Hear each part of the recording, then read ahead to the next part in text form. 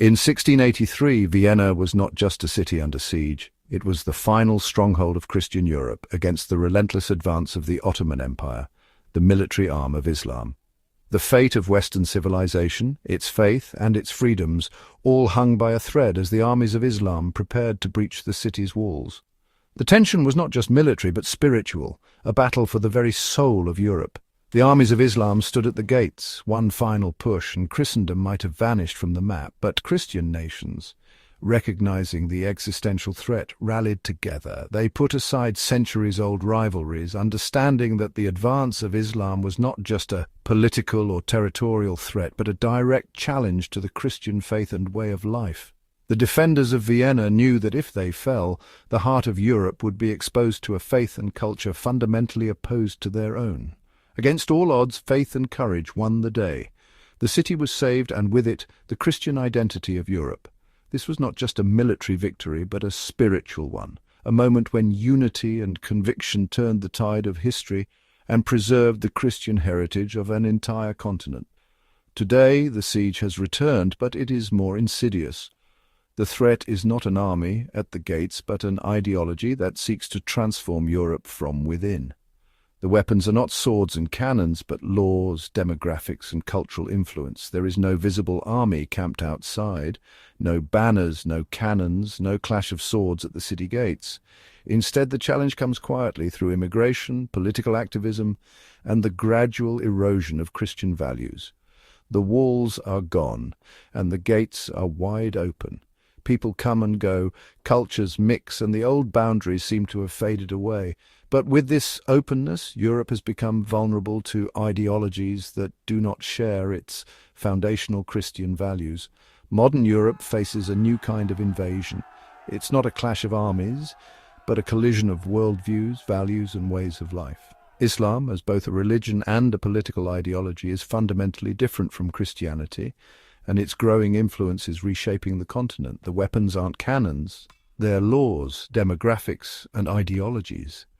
The battlefield is the courtroom, the parliament, the public square. Islamic activists use Europe's own freedoms, freedom of speech, religion, and assembly, to advance their agenda, often at the expense of Christian traditions and values. Since the mid-20th century, millions have come from Muslim-majority countries. Europe's cities have changed. Neighborhoods that once echoed with church bells now ring with the call to prayer. In places like Birmingham, Paris, and Malmö, entire districts have become Islamic enclaves, where Sharia law is quietly enforced and Christian symbols are increasingly unwelcome. Mosques rise while churches stand empty.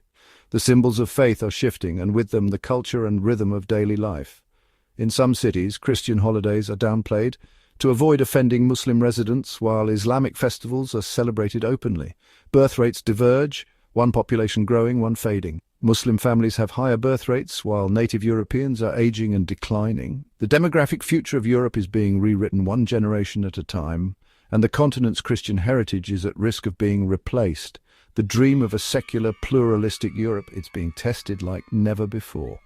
The ideals of tolerance and diversity are now at the center of a fierce debate as Islamic groups demand special accommodations, halal food in schools, prayer rooms in public buildings, and the right to wear religious dress in all settings.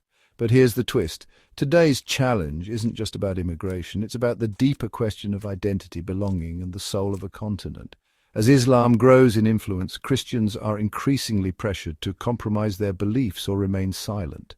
It's about political Islam, an ideology, not just a faith. It seeks to shape laws, influence politics, and redefine what it means to be European. In countries like Belgium and the Netherlands, Islamic political parties openly campaign for Sharia-based policies, challenging the Christian foundations of European law. Using freedoms built on Christian values, Islam builds parallel societies, schools, charities, even political parties. These institutions offer support and identity, but often resist integration, teaching values that conflict with Christian teachings on freedom, equality, and the dignity of women and minorities. Some of these are funded from abroad, pushing agendas that clash with Europe's traditions.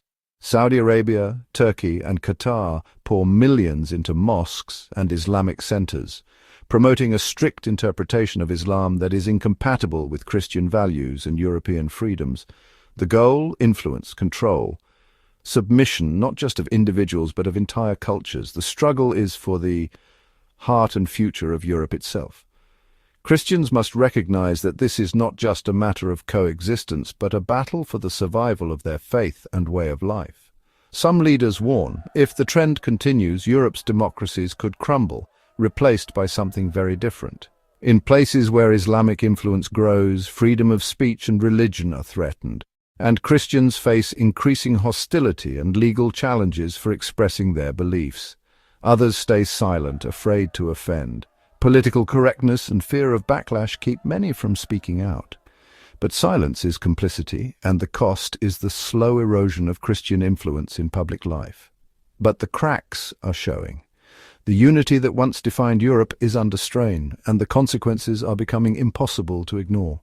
In cities across the continent, Christians are attacked for their faith, churches are vandalized, and Christian symbols are removed from public spaces. In neighborhoods across France, Sweden, Germany, and the UK, tensions rise. Calls for Sharia law, threats against Christians, radical preachers incite violence and hatred, while authorities struggle to maintain order.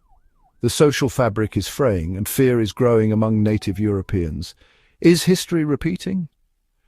In 1683, Christian Europe stood united. They put aside differences to defend what they held sacred. Today, Christians must once again recognize the existential threat posed by Islam and stand together in defense of their faith and heritage. Today it seems divided, unsure, tired. Many wonder if the will to stand together still exists, but the alternative is clear. Surrendering Europe's Christian identity to an ideology that seeks to dominate, not coexist. This isn't just a political or cultural battle, it's a spiritual one. The real conflict is for the soul of Europe and for the hearts of its people. Christians must not be passive. They must actively resist the spread of Islam and defend their faith in every sphere of life. As a Christian, I see echoes of Ephesians 6. We wrestle not against flesh and blood, but against principalities and powers. The struggle is deeper than what we see on the surface. Islam is not just another religion, it is a rival spiritual power that seeks to replace Christianity. The answer isn't hate or fear, but neither is it surrender or compromise. Christians must stand firm in faith, boldly proclaim the gospel, and resist the advance of Islam in their communities, schools, and governments. It's faith, courage, and truth. These are the weapons that can heal divisions and restore hope. Christians must speak out, defend their values, and refuse to be intimidated by accusations of intolerance or bigotry. Europe was saved by believers who stood their ground. Jan Sobieski didn't wait for someone else to act. He answered the call when it mattered most. Today, Christians must do the same, refusing to let Islam reshape their continent without a fight. Now God is calling a new generation, not to violence, but to boldness. To speak, to pray, to live the gospel without apology, to be salt and light in a world that desperately needs both, and to stand against the spread of Islam with unwavering conviction. Will you stand at the gate or watch the walls fall? The choice is urgent, and the consequences will echo for generations. Christians must choose to resist, to defend their faith, and to reclaim Europe for Christ. This is Europe's last stand, maybe yours too. The moment to decide is now. The future of Christianity in Europe depends on the courage and faithfulness of believers today. Choose whom you will serve. The future of Europe and perhaps the world depends on the choices we make today. Will you stand for Christ or allow Islam to shape the destiny of your continent? Subscribe for more truth, stand for faith, and pray for revival.